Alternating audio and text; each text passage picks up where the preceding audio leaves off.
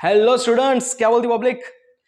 अपन फिर से आ गया एक मस्त झकास टॉपिक लेके बोले तो मेंस्ट्रुअल साइकिल। आप लोग अच्छी तरीके से जानते हैं कि हम लोग बहुत सारी चीजें पढ़ चुके हैं फ्रॉम ह्यूमन रिप्रोडक्शन चैप्टर, और आप लोग समझ भी चुके हैं, है ना। रेगुलर बेसिस पे लेक्चर आ रहे हैं और आप लोग उससे पढ़ रहे हो। सो मेंस्ट्रुअल साइकिल बहुत ही बड़ा टॉपिक है, बहुत ही यूज टॉपिक है, बहुत ही इंपॉर्टेंट टॉपिक है। जो साइंस पढ़ता है, बायोलॉजी पढ़ता है, उनके लिए भी, नहीं पढ़ता है उनके लिए भी, ठीक है। ये आप लोग जानते हो, मैं भी जानता हूं, लेट बी। सो मेंस्ट्रुअल साइकिल स्टार्ट करने से पहले एक छोटी सी कहानी एज सच, है ना। अपन हर बार क्या होता है, एक नई कहानी लेकर आता है, तो इस बार भी वही कहानी है। याद करो वो कहानी जब अपन ने पढ़ा था फीमेल रिप्रोडक्टिव सिस्टम, है ना। एक गांव है, छोटे छोटे, उसके अंदर क्या है, अलग अलग एरिया है। एरिया में घर रहता, वो घर में क्या होता है, एक फादर, एक मदर और एक डॉटर रहती, ठीक है। अब फादर क्या कर रहा है, बेचारा कमा रहा है ना, बेचारा मस्त बाहर जाके जॉब कर रहा है, कमा रहा है। और मम्मी क्या है, हाउसवाइफ है, और वो बच्ची को बड़ा कर रही है। अब क्या हुआ, एक कंडीशन आती है यहाँ पे कि लड़की जो है वो अच्छी तरीके से स्कूलिंग वगैरह हो गई उसकी, और अच्छी तरीके से पढ़ लिख के बड़ी हो गई, ठीक है। अब क्या करना है, उसको घर से थोड़ा बाहर भेजना है ना, सिटी में उसको लेकर जाना है, भेजना है मतलब बच्ची को कि तू वहां पे जा, तू वहां पे पढ़, बोले तो डॉक्टरी कर, है ना। और डॉक्टरी वो बच्ची कर रही है अच्छी तरीके से, राइट। अब क्या हुआ, यहाँ पे दो कंडीशन है। मम्मी और पापा को क्या लग रहा है कि लड़की पढ़ लिख के डॉक्टर बन के यहीं सेटल हो जाएगी इंडिया में ही, और क्या करेगी, शादी कर लेगी अच्छा लड़का ढूंढ के, ठीक है। लेकिन लड़की के माइंड में कंटिन्यूअसली एक चीज स्ट्राइक कर रही है कि मैं डॉक्टरी करूंगी, और डॉक्टरी करने के बाद मुझे आउट ऑफ इंडिया जाना है, ठीक है। तो अब यहाँ पे दोनों कंडीशन है। एक कंडीशन ऐसी है कि वो जो लड़की है, वो जो डॉटर है, वो मम्मी पापा की बात मानकर यहीं पर रह जाएगी शादी करके, या फिर अपनी जिद पकड़ के वो आउट ऑफ इंडिया चली जाएगी हायर स्टडी के लिए। ओके, तो ये दोनों कंडीशन, दोनों सिचुएशन में आपको बताने वाला हूं with respect to this menstrual cycle. वो कैसे रिलेट करेंगे वो भी हम लोग समझने वाले हैं। ओके, सबसे पहले देखते हैं कि मेंस्ट्रुअल साइकिल होती क्या है। ये एनसीईआरटी में दिया हुआ है, नीट के सिलेबस में दिया हुआ है, बोर्ड्स में आएगा तो डेफिनेटली पढ़ना तो पड़ेगा भाई लोग, है क्या नहीं। मेंस्ट्रुअल साइकिल को हम लोग बोल सकते हैं it's a particular reproductive cycle. समझना क्या बोलते हैं इसको अपन, रिप्रोडक्टिव साइकिल, है ना।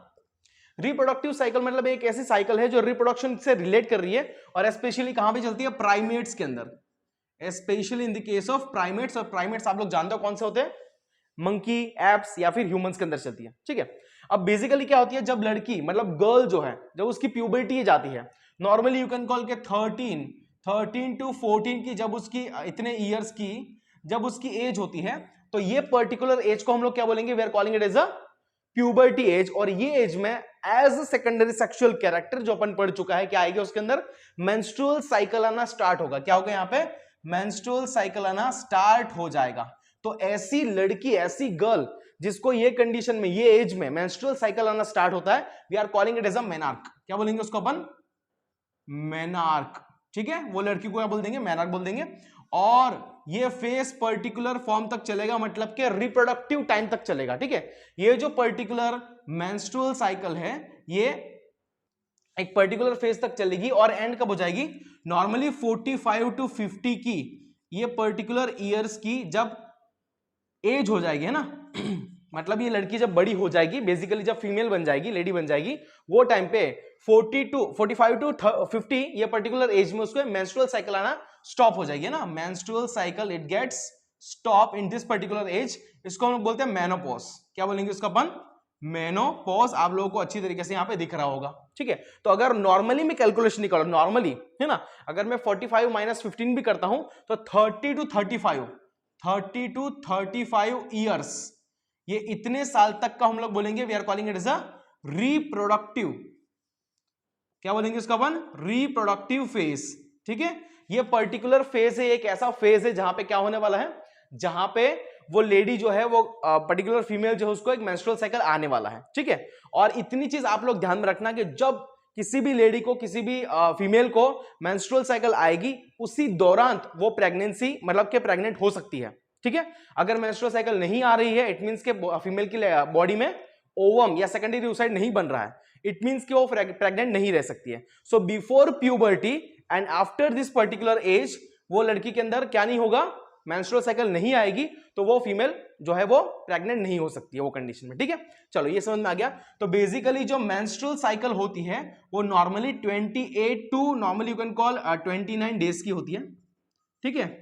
नॉर्मली जो नॉर्मल पर्सन है, नॉर्मल पीपल, वो क्या समझते हैं, what they do believe in के मेंस्ट्रुअल साइकिल सिर्फ 4 या 5 दिन की होती है। जब उनको फ्लो आता है, राइट, जब वो पर्टिकुलर फ्लूइड वजाइना कैविटी से बाहर निकलता है, उसी टाइम पे ये लगता है नॉर्मल पर्संस को, जो पढ़े लिखे नहीं, उनको क्या लगता है कि भाई मेंस्ट्रुअल साइकिल नॉर्मली 4 या 5 दिन की है या फिर 6 दिन की मैक्स टू मैक्स। लेकिन टोटली ये 28 डेज तक चलती रहती है और 4 डिफरेंट फेजेस के अंदर चलती है। ठीक है, 4 अलग अलग फेज में ये साइकिल एज सच चलती रहती है। तो आज हम लोग समझने वाले हैं कि मेंस्ट्रुअल साइकिल में, है ना, चारों फेज कौन कौन से हैं, कौन कौन से दिन में होते हैं, हर एक फेज में हार्मोनल फ्लक्चुएशन किस तरीके से आएगा, और वो हार्मोनल फ्लक्चुएशन के टाइम पे जो एंडोमेट्रियम होती है, आप लोग जानते हो एंडोमेट्रियम क्या है, अपन ने पूरा डिटेल में बताया था कि यूटेरस होता है, यूटेरस का इनरमोस्ट वॉल रहेगा आपका एंडोमेट्रियम, है क्या नहीं। तो एंडोमेट्रियम वॉल में क्या क्या चेंजेस आने वाले हैं वो भी अपन देखने वाला है बहुत डिटेल में। चलो तो पहले फेज से स्टार्ट करेंगे। पहला फेज बोले तो कौन सा, ऐसा तुम लोग ने पढ़ा रहेगा कभी ना कभी, तो अपन इसको थोड़ा अच्छे से बताने का ट्राई करता है कि पहला फेज क्या है, कैसा है। ठीक है, चलो सबसे पहले चलेंगे फर्स्ट फेज, इसको मैं 1 नंबर देता है, वहां पे दिखाया गया मैंने मेंसेस, क्या बोलता है यहाँ पे मेंसेस, इसको हम मेंस्ट्रुअल फेज बोल सकते हैं। क्या बोल सकते हैं, मेंस्ट्रुअल फेज, इसको अपन मेंस्ट्रुअल फेज बोल सकता है, कोई दिक्कत नहीं है। ठीक है, मेंस्ट्रुअल फेज। दूसरा अपन इसको ब्लीडिंग फेज बोल सकता है, ब्लीडिंग फेज बोलोगे तो भी चलेगा, कोई मारने नहीं वाला है, कोई कुछ बोलने नहीं वाला है। ठीक है, अब यहां पे क्या होता है, फॉर एग्जांपल लेट्स से कि आप लोगों ने बहुत अच्छी तरीके से ओव्यूलेशन पढ़ा है, राइट। ओव्यूलेशन का मीनिंग क्या हो रहा है, देखो यहां पे दिखा है, दिस इज सेकेंडरी oocyte, हम लोग अच्छी तरीके से पढ़ चुके हैं। तो ये जो सेकेंडरी oocyte है वो क्या होता है, ओवरी में मैच्योर ग्राफियन फॉलिकल को रप्चर कर एक पर्टिकुलर टाइम ड्यूरेशन में क्या होता है, ओवरी से बाहर रिलीज आउट होता है और फैलोपियन ट्यूब में जाता है। कौन जाता है, सेकेंडरी oocyte। इसी को हम लोग बोलते हैं ओव्यूलेशन। क्या बोलते हैं इसको अपन, ओव्यूलेशन। ठीक है, तो फीमेल की जो बॉडी है, लड़की की जो बॉडी है, उसमें नॉर्मली ऐसा रहता है, उसकी मैकेनिज्म कुछ ऐसी सेट की है ऊपर वाले ने कि अगर ओव्यूलेशन होता है, ओके, ओव्यूलेशन होने के बाद ये सेकेंडरी oocyte जब हमारी मतलब फीमेल की फैलोपियन ट्यूब में जाएगा, तो फीमेल की बॉडी को ऐसा लगता है कि वहां पे स्पर्म आएगा और फर्टिलाइजेशन होगा। फिर से एक बार बोलता हूं कि अगर ओव्यूलेशन होता है, सेकेंडरी oocyte फैलोपियन ट्यूब में जाएगा, तो फीमेल की बॉडी को ऐसा लगता है कि स्पर्म वहां पे आएगा और क्या होगा, फर्टिलाइजेशन होगा, जाइगोट बनेगा, राइट। ये मैकेनिज्म ऐसा चलती रहती है, लेकिन हर बार तो ऐसा पॉसिबल नहीं है ना। शादी के बाद कोई कपल जब प्लानिंग करेगा उसके बाद वो पॉसिबिलिटी है, तो हर बार क्या होगा कि ये सेकेंडरी oocyte क्या हो जाएगा, फैलोपियन ट्यूब में एज इट इज रहेगा, एम्पुला में रहेगा, 2 दिन 3 दिन ऐसा रहेगा, लेकिन वहां पे कोई भी स्पर्म नहीं आता है, बिकॉज सेक्सुअल इंटरकोर्स हुआ नहीं है। तो अगर स्पर्म वहां पे नहीं आता है तो क्या होता है, एज सच आपको पता है, एक चीज आपको अच्छी तरीके से पता है कि this is corpus luteum, this is corpus luteum, है ना। और ये कॉर्पस ल्यूटियम से कौन सा हार्मोन निकलता है, याद करो थोड़ा सा, बहुत अच्छे से पढ़ा है भाई लोग, बहुत डिटेल बताया था। ये कॉर्पस ल्यूटियम से निकलता है प्रोजेस्टेरॉन। प्रोजेस्टेरॉन बहुत ही खतरनाक हार्मोन है भाई, बहुत काम का है, बोले तो खतरनाक मतलब काम का है, बहुत इंपॉर्टेंट है समझने का इसको, है क्या नहीं। तो ये प्रोजेस्टेरॉन जो है वो क्या करता है, कॉर्पस ल्यूटियम से निकलने के बाद डायरेक्टली क्या करेगा, देखो फीमेल बॉडी को क्या लग रहा है कि भैया ओव्यूलेशन हो गया, फैलोपियन ट्यूब में जाके सेकेंडरी oocyte बैठ गया, आराम कर रहा मस्त, तो सडनली वो टाइम पे क्या होगा कि ये कॉर्पस ल्यूटियम में से प्रोजेस्टेरॉन निकलना स्टार्ट होगा, और प्रोजेस्टेरॉन क्या करेगा, ये जो एंडोमेट्रियम वॉल दिख रही है ना, this is endometrium wall, okay. Uterus की जो अंदर की वॉल होती है वो एंडोमेट्रियम होती है, तो उसको सिंथेसाइज करना, उसको थिक करना स्टार्ट कर देगा, उसको सिक्रेटरी बनाना स्टार्ट कर देगा, राइट। बिकॉज के फीमेल की बॉडी को ऐसा लगता है कि फैलोपियन ट्यूब में फर्टिलाइजेशन होगा, जाइगोट बनेगा, और जाइगोट एंडोमेट्रियम पे आएगा स्टिक होने के लिए, इंप्लांटेशन के लिए, ठीक है। लेकिन अनफॉर्चुनेटली ऐसा होता नहीं है, या फॉर्चुनेटली ऐसा होता नहीं है, ठीक है। तो basically secondary oocyte fallopian tube में एज इट इज पड़ा रहा है, वहां पे कोई स्पर्म नहीं आया, तो अब क्या होगा, सडनली क्या होगा, सडनली यहां पे प्रोजेस्टेरॉन निकलना बंद हो जाएगा, बराबर। ऐसा प्रोजेस्टेरॉन बंद क्यों हो गया, बिकॉज यहां पे कॉर्पस ल्यूटियम पूरी तरीके से डीजनरेट हो जाएगा, ठीक है। So because of unfertilised secondary oocyte changes क्या आएगा, फीमेल की बॉडी में क्या आएगा, फर्स्ट ऑफ ऑल यहां पे क्या होगा, जो भी कॉर्पस ल्यूटियम है, कॉर्पस ल्यूटियम जो बना था वो बेचारा पूरी तरीके से क्या हो जाएगा, डीजनरेट हो जाएगा। क्या हो जाएगा, डीजनरेट हो जाएगा, कुछ काम का नहीं रहेगा। कॉर्पस ल्यूटियम कुछ काम नहीं कर रहा है, तो उसमें से क्या प्रोजेस्टेरॉन निकलेगा? नहीं निकलेगा। तो बेसिकली यहां से बिल्कुल भी यहां पे क्या होगा, प्रोजेस्टेरॉन जो है वो बिल्कुल भी सीक्रेट नहीं होगा। अगर प्रोजेस्टेरॉन सीक्रेट नहीं हुआ तो क्या होगा? प्रोजेस्टेरॉन क्या कर रहा था यहाँ पे? एंडोमेट्रियम वॉल को सिंथेसाइज कर रहा था, थिक बना रहा था, सिक्रेटरी बना रहा था, है ना। तो यहां पे भी क्या हो जाएगा कि जो एंडोमेट्रियम है, एंडोमेट्रियम वॉल जो है बराबर, that is innermost wall of uterus, उसका क्या हो जाएगा यहाँ पे? उसका हो जाएगा शेडिंग। शेडिंग मतलब क्या? शेड आउट हो जाएगी, शेड ऑफ हो जाएगी। और उसके अंदर की जो ब्लड वेसल्स है, उसके अंदर की जो ब्लड वेसल्स है वो भी पूरी तरह से क्या हो जाएगी? ब्रेक हो जाएगी, टूट जाएगी। ठीक है, तो यहां पे आप देख सकते हो डायग्राम में, अगर आप देखो तो यहां पे देखो फर्स्ट फेज जो है दिख रहा है यहाँ पे, बेसिकली 1 से लेके 5 या 6 दिन तक चलता है क्या? इसका टाइम कितना रहेगा? बेसिकली 1 to 5 डेज तक फर्स्ट फेज जो है वो चलने वाला है। और आप लोग डायग्राम में क्लियर कट देख पा रहे हो कि किस तरीके से यहाँ पे एंडोमेट्रियम वॉल टूट रही है, बेचारी शेड हो रही है ना। जब एंडोमेट्रियम वॉल टूटेगी तो उसके अंदर की ब्लड वेसल भी क्या होगी? यहाँ पे टूटने वाली, आप लोग देख पा रहे हो, है ना। यहाँ पे देखो ब्लड जैसा दिखाया है अलग से, राइट। तो फर्स्ट फेज जो होता है मेंस्ट्रुअल साइकिल का, मेंस्ट्रुअल फेज या ब्लीडिंग फेज, तभी इसको ब्लीडिंग फेज बोलते हैं ना। ब्लीडिंग फेज में क्या होता है? उसमें प्रोजेस्टेरॉन का लेवल बहुत ही डिक्लाइन जाता है। डायग्राम में देखो बाकी हार्मोन्स नॉर्मल रहते हैं। कौन से? Follicle stimulating hormone, luteinizing hormone, estrogen normal रहेंगे। बोले तो प्रोजेस्टेरॉन डिक्लाइन जाएगा। ऐसा आपको पता चल रहा है क्यों डिक्लाइन जा रहा है, ठीक है। तो एंडोमेट्रियम क्या हो जाएगी? शेड ऑफ हो जाएगी। सो एंडोमेट्रियम का जो भी सिक्रीशन है, ओके मैं यहां पे लिख देता हूं, एंडोमेट्रियम का जो भी सिक्रीशन है along with some amount of mucus, along with unfertilized type of secondary oocyte, along with some amount of blood, ये सब चीज क्या हो जाएगी? देखना, ये सब चीज क्या हो जाएगी? ये सब चीज फीमेल की बॉडी से पहले 5 या पहले 6 दिन में फर्स्ट फेज में वजाइनल कैनल से बाहर निकल जाती है। ठीक है, क्लियर हुआ? तो इतनी सारी चीजें होती है एक फ्लूइड के अंदर, एक फ्लो के अंदर, जो पहले 5 या 6 दिन तक आता है। So this is basically what we have the first phase of your menstrual cycle. अभी हम लोग सेकंड फेज समझने का ट्राई करते हैं, सेकंड फेज क्या है। ठीक है, आई होप कि आप लोग अंडरस्टैंड कर रहे हो और बहुत अच्छी से समझ रहे हो। चलो दूसरा चलेंगे। देखो भाई लोग, समझते जाने का बहुत अच्छी तरीके से अपन बताएंगे। यहाँ पे कुछ भी लेख नहीं करेगा, कुछ भी नहीं छोड़ेगा।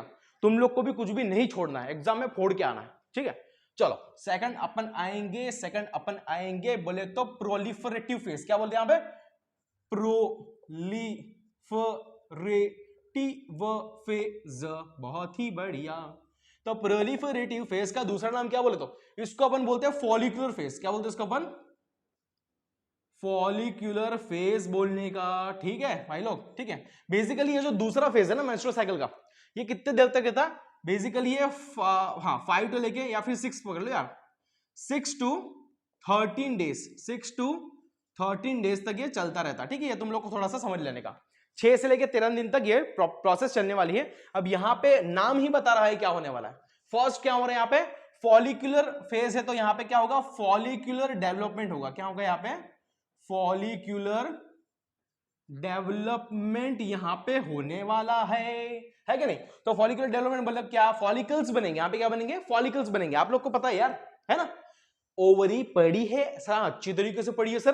तो यहां पे देखो primordial follicle, primary follicle, secondary follicle, mature Graafian follicle, है ना। तो ये फॉलिकल्स जब बन रहे हैं ओवरी के अंदर, फॉलिकल्स के अंदर प्राइमरी oocyte, सेकेंडरी oocyte जब बन रहे हैं, तो कौन बनाता है भाई? कोई आता है क्या? मतलब कोई उधार पे लेके जाता है? नहीं। ये फॉलिकुलर फॉर्मेशन करने का काम किसका है? FSH का है। किसका है बोले तो? फॉलिकल स्टिमुलेटिंग हार्मोन का है, जो anterior lobe of pituitary gland से निकलता है। तुम लोग भी जानते हो, मैं भी जानता हूं। ठीक है, इसके अलावा फॉलिकल स्टिमुलेटिंग हार्मोन और क्या करता है? हमारे ओवरी के अंदर जो ग्रेन्युलोसा सेल है, ग्रेन्युलोसा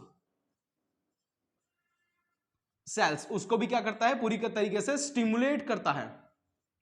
और क्या बोलता है ग्रेन्युलोसा सेल को स्टिमुलेट करके कि भैया तू ज्यादा से ज्यादा क्या कर? एस्ट्रोजन को, किसको? एस्ट्रोजन को सिंथेसिस कर और एस्ट्रोजन को बाहर निकाल, सिक्रीट कर। एफएसएच का लेवल बढ़ गया, ये तुम लोग को दिख रहा है, ग्रीन कलर से दिखा रहा है, बोले तो एफएसएच यहां पे दिख रहा है। तो एफएसएच जब बढ़ेगा तो एफएसएच क्या कर रहा है? फॉलिकुलर डेवलपमेंट कर रहा है, पहली चीज। दूसरा, वो हमारे फॉलिकल्स के ग्रेन्युलोसा सेल्स को एक्टिवेट करेगा और बोलेगा कि भैया सिंथेसिस करो एस्ट्रोजन का और उसको बाहर निकालो। क्यों? कि ये एस्ट्रोजन रिस्पॉन्सिबल रहेगा किसके लिए? एंडोमेट्रियम एंडोमेट्रियम के किसके लिए? प्रोलिफरेशन के लिए, प्रोलिफरेशन के लिए। ठीक है, ये समझना बहुत ज्यादा इंपॉर्टेंट है भाई लोग। दोनों चीज अपन ने कवर करी, कौन सी बोले तो प्रोलिफरेशन, फॉलिकुलर फेज। फॉलिकुलर समझ में आ गया, प्रोलिफरेशन मतलब क्या? एंडोमेट्रियम वॉल जो रहती किसकी? यूटेरस की इनरमोस्ट वॉल, उसको भी क्या करेगा? सिंथेसाइज करेगा, उसको थिक बनाएगा, थोड़ा सिक्रेटरी बनाएगा, उसके सिक्रेशंस को बढ़ाएगा।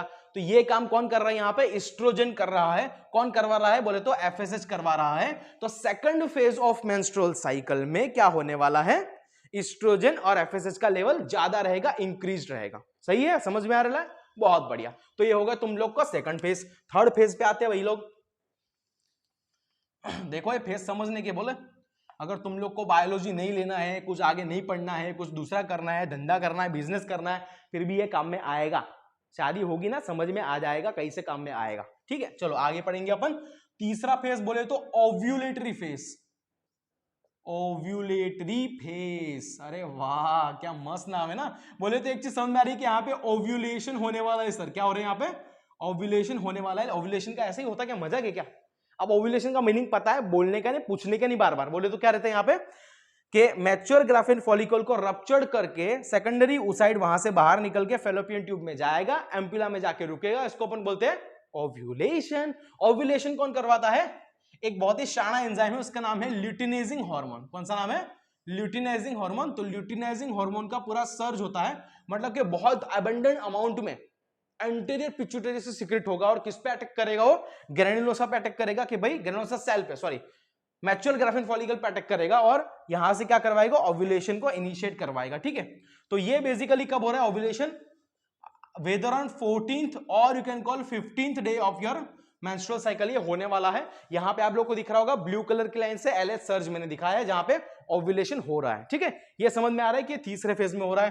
फोर्थ फेज चलेगी, फोर्थ फेज देखो यहां पे थोड़ा अपन ने दिखा है। फोर्थ फेज बोले तो उसको अपन बोलते हैं सिक्रेटरी फेज।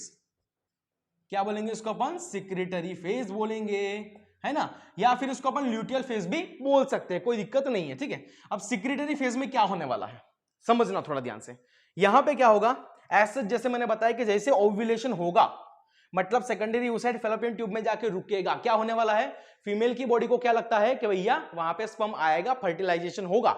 इसलिए फीमेल की बॉडी में से ये जो कॉर्पस ल्यूटियम दिख रहा है वो क्या होगा? यहाँ पे एक्टिवेट हो जाएगा। ये फेज में क्या होने वाला है?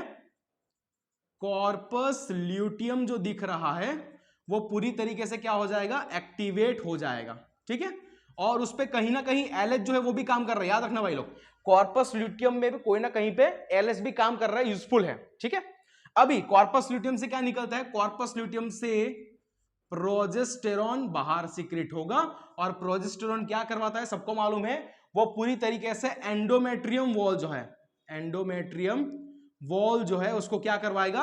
उसको सिक्रेटरी बनाएगा। उसको क्या बनाएगा? सिक्रेटरी बनाएगा एंड उसका पूरी तरीके से सिंथेसिस करेगा, उसका पूरा प्रिपेयर करेगा, थोड़ा थिक बनाएगा, उसके अंदर की ब्लड वेसल बनाएगा, उसके अंदर थोड़े सिक्रेशंस बढ़ाएगा। तो ये जो फेज दिख रहा है ना, this is regarding to the last phase of your menstrual cycle. Basically कब से कब होता है? ये 15 डे तक हो गया ना, तो ये लेट्स से कि 16 to 28 और 29 डेज तक ये साइकिल जो है वो एज इट इज चलती रहती है। और ये फेज जो है सिक्रेटरी फेज जो है, ल्यूटियल फेज जो है लास्ट वाला, जिसमें क्या रहेगा? प्रोजेस्टेरोन का लेवल बहुत ही अबंडेंट फॉर्म में, बहुत ही ज्यादा फॉर्म में रहेगा। आप लोग को यहाँ पे ब्लैक कलर से दिख रहा है कि भाई प्रोजेस्टेरोन बहुत ही ज्यादा लेवल पे यहाँ पे अपने को दिखने को आ रहा है। ठीक है, बाकी का नॉर्मल, बाकी का लेवल है लेकिन नॉर्मल है, राइट। तो फर्स्ट फेज में प्रोजेस्टेरोन थोड़ा डिक्लाइन रहेगा। सेकंड फेज में फॉलिकल स्टिमुलेटिंग हार्मोन और एस्ट्रोजन बहुत अबंडेंट अमाउंट में पिक पे रहेंगे। थर्ड फेज में LH सर्ज है तो LH पिक पे रहेगा और फोर्थ फेज में प्रोजेस्टेरोन पिक पे रहेगा। ठीक है, तो बेसिकली ये क्या हो गया? पूरा का पूरा एक्सप्लेनेशन हो गया किसका? Regarding to your menstrual cycle. सही है, चलो तो ये अपन ने क्या बताया था? स्टोरी बताई थी पहले, याद है? थोड़ा सा उसको थोड़ा रिलेट कर लेगा अपन, है ना। तो लड़की जब घर से बाहर गई पढ़ने के लिए, डॉक्टरी कर रही है, नीट क्रैक कर लिया उसने यार। तो अभी वो दो कंडीशन है, लेट्स से कि लड़की ने मम्मी और पापा की बात मान ली, है ना, कि मुझे शादी यहीं पे करनी है और यहीं पे सेटल होना है। तो साथ में मम्मी पापा ने क्या करा था कि थोड़ी सी प्रॉपर्टी जमा करना स्टार्ट कर दिया था, दहेज के लिए पैसा जमा करना स्टार्ट कर दिया था। ठीक है, तो आप लोग अच्छी तरीके से जानते हो कि ये पूरे कंडीशन में यहां पे मम्मी कौन है आप लोगों को पता है? मम्मी कौन है? मम्मी बोले तो यहां पे रहेगा germinal epithelium, germ cell. Germ cell क्या है? मम्मी है। उसके बाद पापा क्या रहेगा? पापा रहेगा यहां से निकल एस्ट्रोजन को निकालने वाला ग्रेन्युलोसा सेल। क्या रहेगा? Granulosa cell. ठीक है, समझना मैं क्या बोल रहा हूं। जर्म सेल मम्मी है वो कहानी में, ग्रेन्युलोसा सेल पापा है वो कहानी में। लड़की कौन सी है जो बाहर पढ़ने के लिए गई है? बोले तो तुम लोग की सेकेंडरी oocyte। ठीक है, लेट से कि लड़की शादी करने के लिए रेडी हो गई, मतलब बोले तो सेकेंडरी oocyte के पास स्पर्म आ गया और फर्टिलाइजेशन हो गया। तो वो टाइम पे क्या होगा? मम्मी और पापा ने जो इन्वेस्ट किया है दहेज के लिए पैसा, वो उनको दे देंगे। और मम्मी और पापा ने इन्वेस्ट क्या किया था? मम्मी और पापा ने इन्वेस्ट किया था एंडोमेट्रियम वॉल का सिंथेसिस, है ना? तो वहां पे क्या हुआ? एंडोमेट्रियम सिंथेसिस भी हुआ, लड़की की शादी भी हो गई, मतलब के ओवम का सेकेंडरी oocyte का फर्टिलाइजेशन हो गया। सेकंड कंडीशन, अगर लड़की बहुत जिद्दी है, नहीं मान रही है, मुझे पढ़ाई करके आउट ऑफ इंडिया सेटल होना है, जाना है, तो वो कंडीशन में मम्मी पापा बोलेंगे जान दे बहुत जिद्दी है, अपन को पैसा पैसा नहीं जोड़ने का। मतलब वो पहले इनिशियली जोड़ रहे थे, लेकिन बाद में वो क्या करा कि उन लोगों ने प्रॉपर्टीज वगैरह इन्वेस्टमेंट करना बंद कर दिया। तो बेसिकली क्या हुआ? मम्मी पापा ने इन्वेस्टमेंट करना बंद कर दिया, मतलब क्या हो गया कि प्रोजेस्टेरोन ने उसकी एक्टिविटी दिखाना बंद कर दिया था, एंडोमेट्रियम का लाइसिस हो गया। जब एंडोमेट्रियम का लाइसिस हो गया तो क्या हो गया? अनफर्टिलाइज्ड, मतलब कि अनमेरिड लड़की भी बॉडी से बाहर निकल गई और ये भी एक साथ बॉडी से बाहर निकल गया। ठीक है, मतलब लड़की फाइनली चली गई आउट ऑफ इंडिया और एंडोमेट्रियम का हो गया लाइसिस, बोले तो प्रॉपर्टीज भी उसके हाथ से चली गई। ठीक है, डन। चलो, so this is whole and soul regarding to the menstrual cycle. अभी बहुत सारी चीजें पढ़ना बाकी है भाई लोग, तो बने रहिएगा मेरे साथ। तब तक के लिए जय हिंद।